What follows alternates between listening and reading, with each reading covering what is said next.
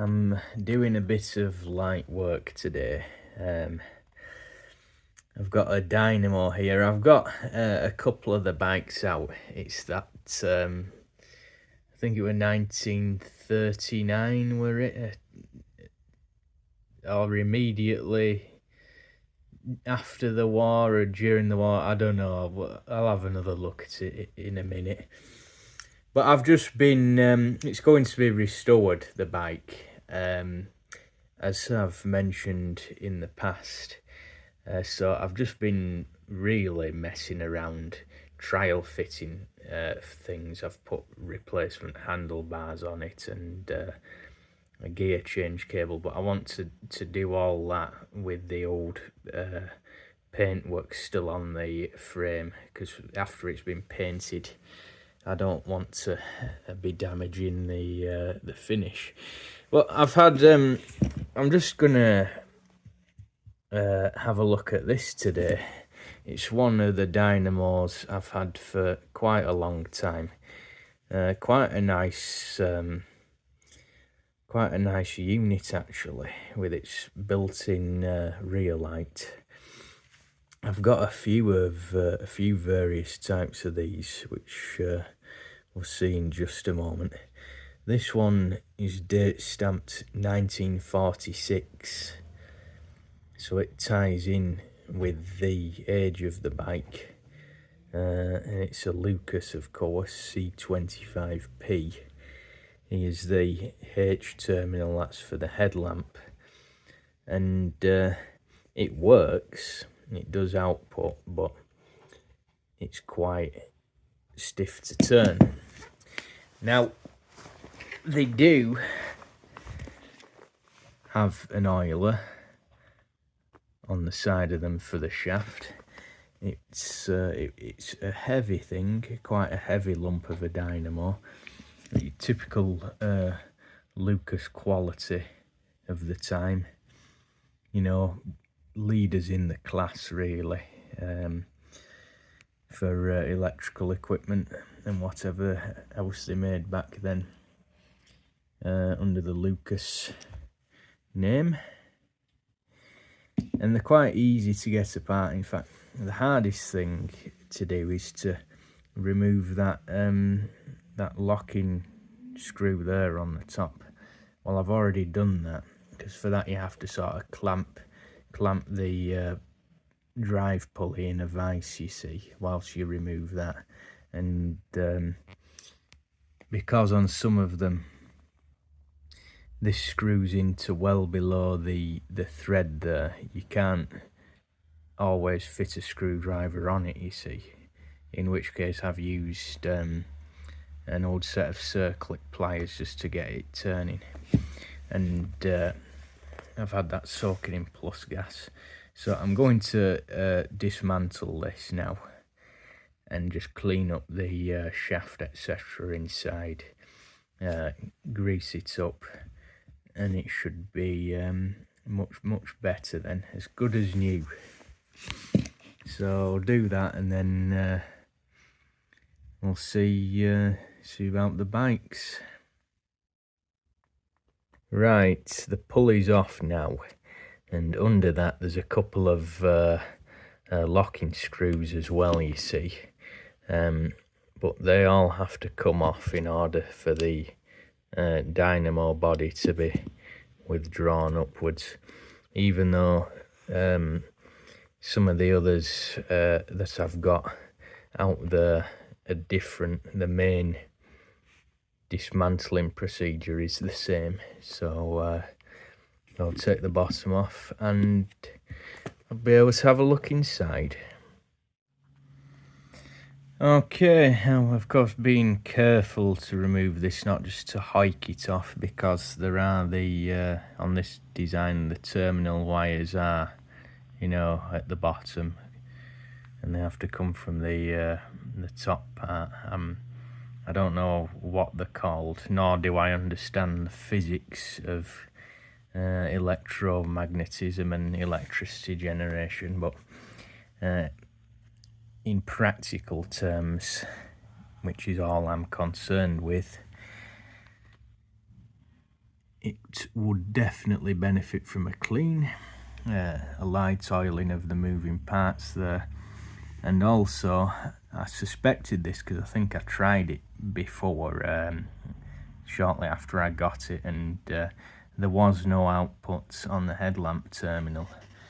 Indeed, that has it's been damaged, the plastic shroud there, so something's happened at some point in this thing's life. But yes, the tail lamp was working. That's in place there. All I need to do is just reattach that wire to the terminal. But it's the actual I don't know what it's called. It's one of those terms I should know. It's that I'm interested in. The shaft is actually very clean on this. Very clean indeed. I'm not sure about, well, it's very clean in there as well, actually. So I don't have to do much to this, other than grease that before replacing it, and reattach this wire that's come adrift. I don't know if these would be prone to losing magnetism, you know, but I've certainly not had that trouble on any of the ones I've done before. I'm digressing here, but on the Sturmey Archer dyno hubs, it's stamped on, do not remove the magnet without a keeper.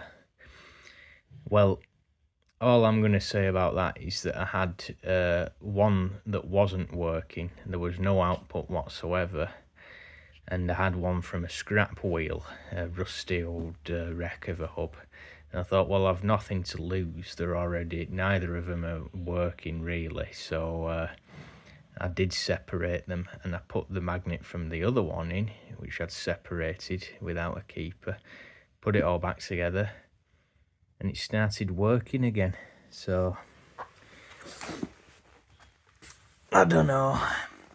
Maybe somebody with a more scientific mind can explain the science of these things. But yeah, I'll get this repaired, cleaned up, and hopefully it'll be working again on both tail and headlamp function.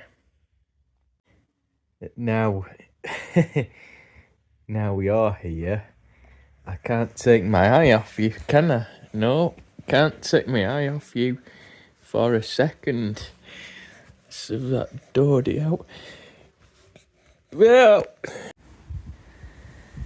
yeah, so as I was saying, I've just really been playing around with stuff because I've been quite busy lately, and I had a bout of that awful Chinese flu again, which left me not wanting to do much. So it's been difficult to muster the enthusiasm to do anything. Certainly I've been putting off the big jobs. I've still got the Humber cylinder head to do, and the van's clutch, but I've got to get round to them, certainly the Humber, because I'm going to, that's the Bewley September transport. So, where was I now? Yeah, I've put this one back together, moving a lot freer now. I've reattached that wire in there, and the one for the tail light also come adrift. There's only one thin strand, one of the windings going to that for the headlight, and I noticed that on that one as well. I think there were about 2 thin strands, so I thought, well, that's a bit puny for it, especially a headlamp with a car type bulb. But that's how it was. So that's I'm gonna try, let me just put that back there.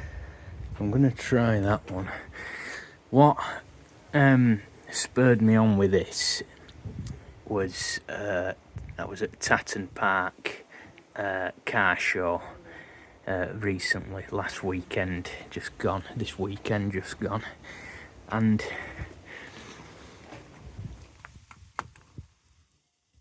one of these turned up. Now, I already had one, but the one I had, if you just ignore the Dynamo part, because I've made a good one out of the two, and that's why I bought the other one. I wanted the lens off it, really, amongst other things. That's a nice jewelled glass lens, but you can see somebody had been at that, because they've scraped all the, God knows what they've used there, but they've managed to take all the writing etc off, you see, and they've also scratched the lens, which is annoying. So the one I had, it had that Dynamo on with this bracket and lamp. This has been the subject of some very old repairs, you see, with this wire spring there for the operating catch, and also, I suppose somewhat ingeniously, the actual lens itself. If it was originally glass like that one, it must have broke, and whoever was using this did a home repair, which actually isn't that bad. If I can get this to focus properly.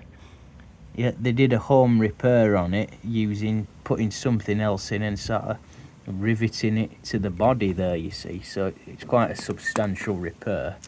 Then they've cut down a plastic lens to use that, which worked, you know, it works quite well. You'd have to be an expert to know that wasn't strictly correct, but as a historic repair, it works quite well. It was just a shame about the other components as well, but as I said, I bought this other one, which had the glass, you know, with this Dynamo, and I just managed to make a good one out of the two. I've not found any date code on that. I've not actually, truth be told, had a proper look. There may be one stamped on there somewhere, but these, because of the shape of the bracket, they are for the round seat stays, you see. They won't go on the earlier pressed, more oval type. I'll mention that again in just a moment, because you might have seen there's another Dynamo fitted on the other side. But going back to this one, it is a nice little set, you know, inbuilt rear light, two terminals, one for the headlamp there and the other for the tail, and there are such refinements as oiling points. You see those two, they're oiling points there, which is quite nice. So I had that on test, and yes, it does work. The headlamp, that's been featured on the channel before. That's dated 1935. So I've cobbled a set together. I've made up a set, you know, from various things I've acquired all separately. as you have to do. But it is Lucas, of course, so it would be probably a lot of these sets would have had a headlamp like that anyway. So I put that on just to play around, really. Nice little job to do. Now this one, this is another Lucas Dynamo, which I repainted actually, and it's already lost some. But that again was I stripped that, and it's now very free running, and that has a good output.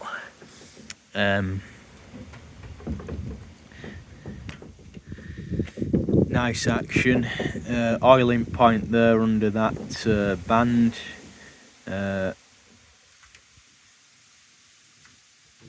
Again, I'm not sure of the date on that one, but I suspect it's earlier than the others.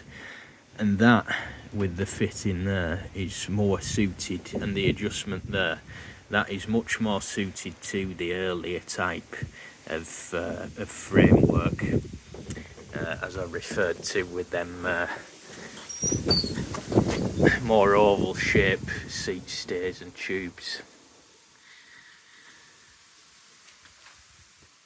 What I had fitted with this, with it being on that side,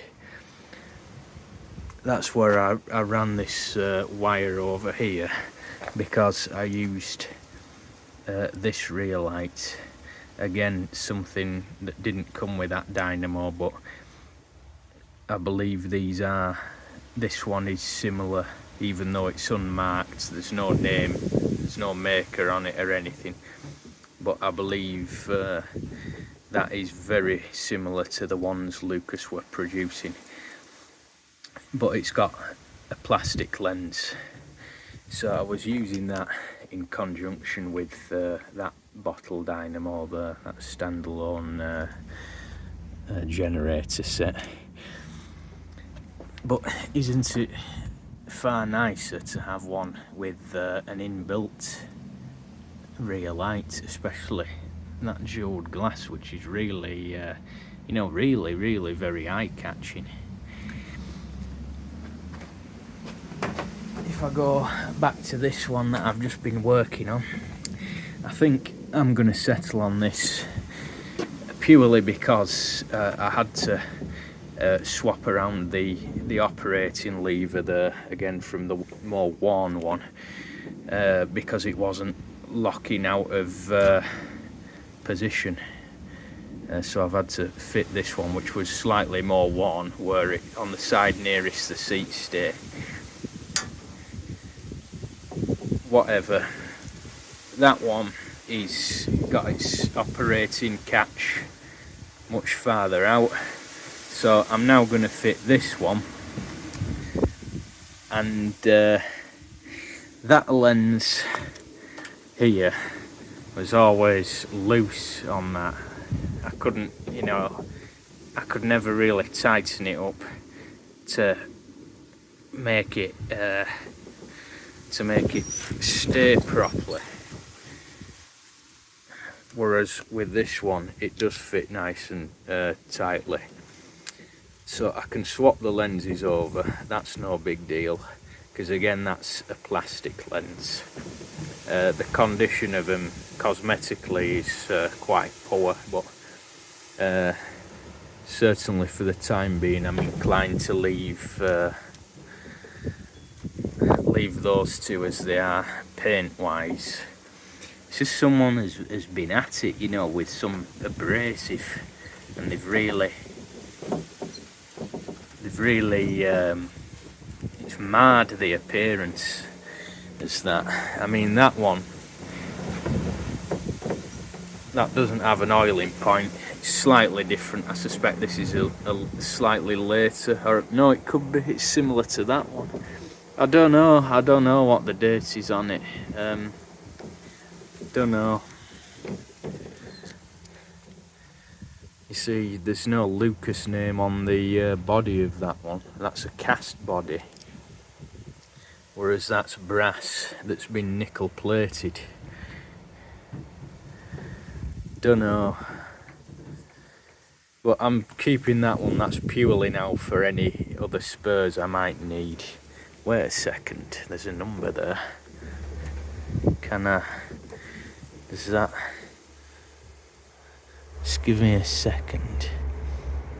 39412 30. I don't know. Some of these numbers are upside down. Or is it? No, it's a 6. No, they're not upside down.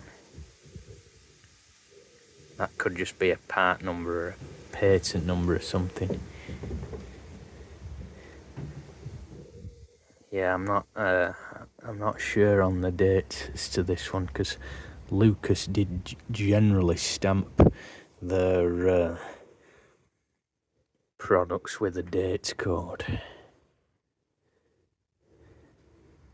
Hang on a second. I believe I've found it, you know. I believe I've found it. What is that there?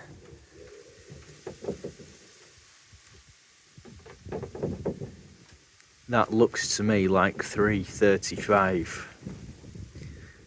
So that'd be January, February, March 1935. Yeah, right, okay. Now, that's... it's not got it on that one, though. Well, that would certainly tie in with the date on this headlamp being 1935, even though they didn't come together. Whatever, I'm waffling on a lot here, thinking out loud. I'm going to fit this one because that'll look much better.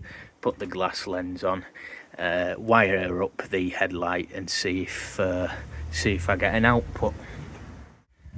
Just before I do fit this other one, you can see why I'm putting a dynamo on this bike, because it had already had one in the past. Somebody had over tightened the clamp of the earthing screw there, and it's left its mark upon it. So I'm just, you know, trial fitting it again before I paint it up. There it is, all done now. I've just swapped the lenses over, just exchanged them. That's a much better fit there. That's never going to work loose as it was in this one, and again likewise with that. So yeah, there it is. Model C25HO.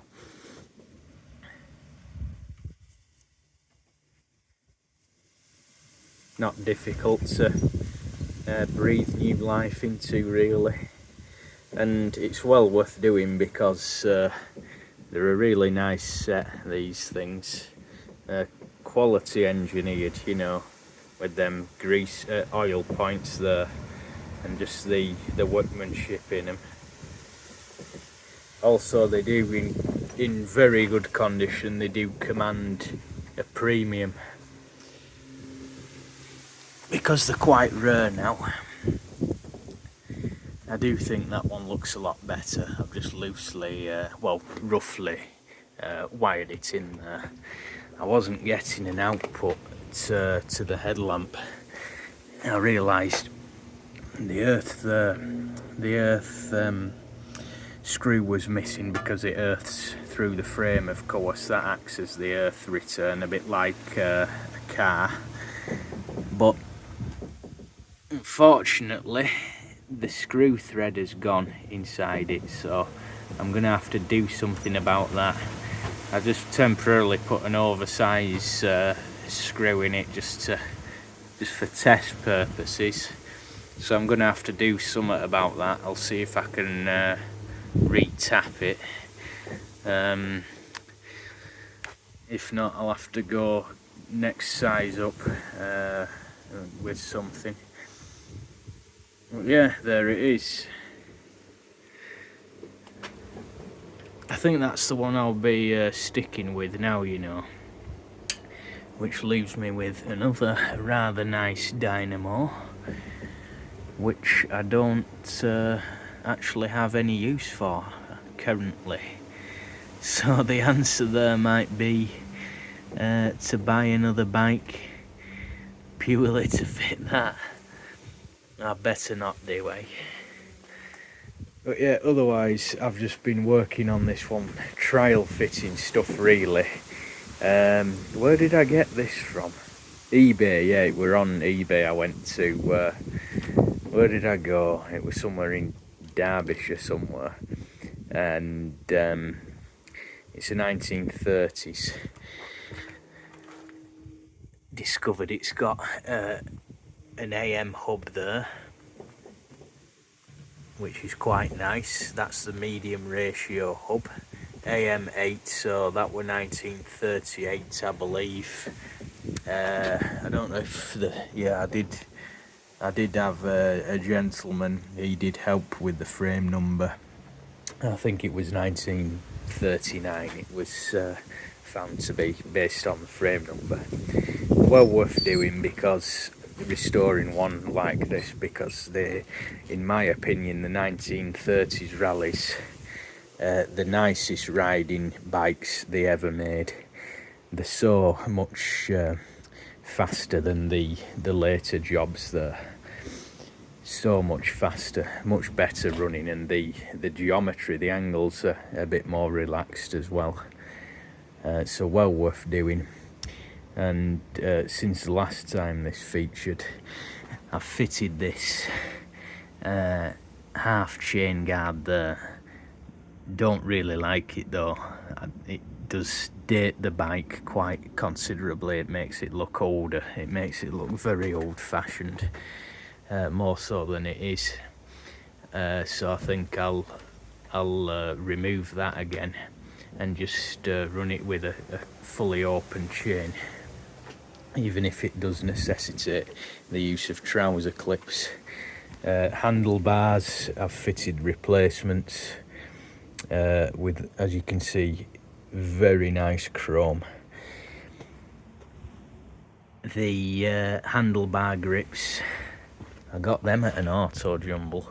Britannia make there.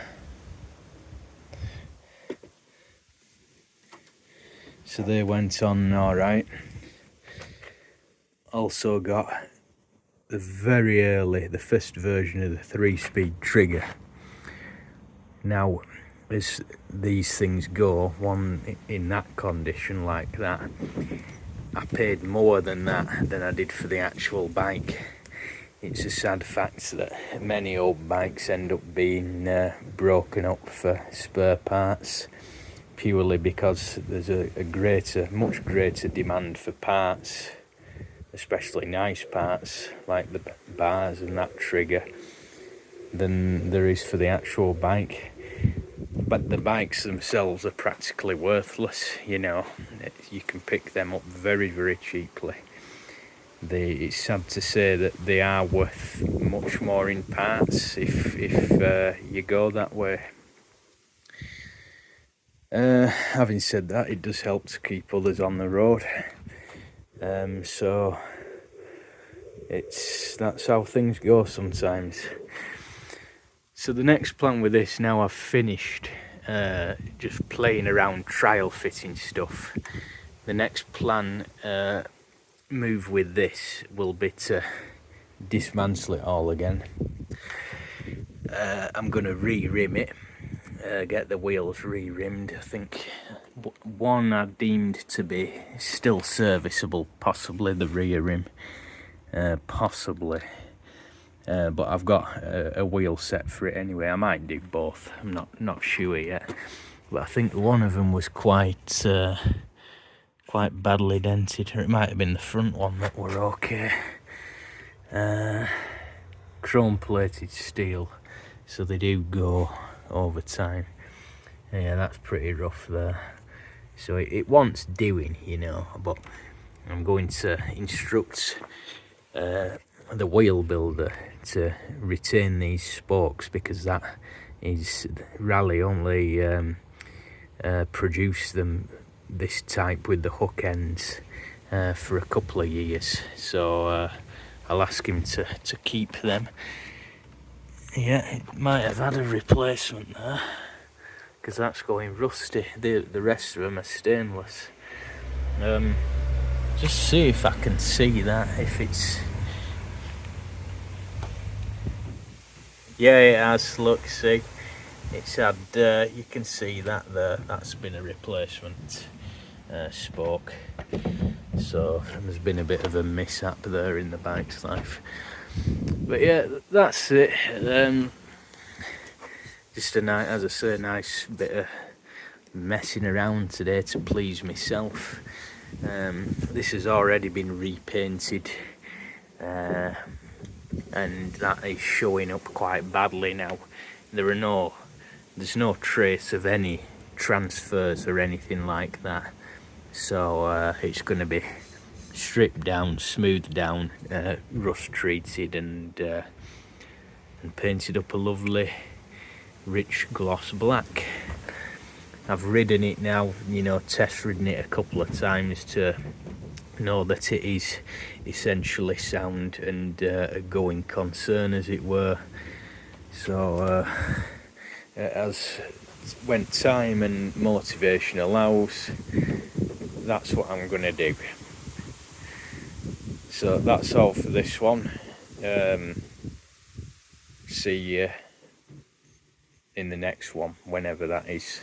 I've got a number plate video coming up for the standard Vanguard that I'd had meaning to edit for months now, so I might do that next.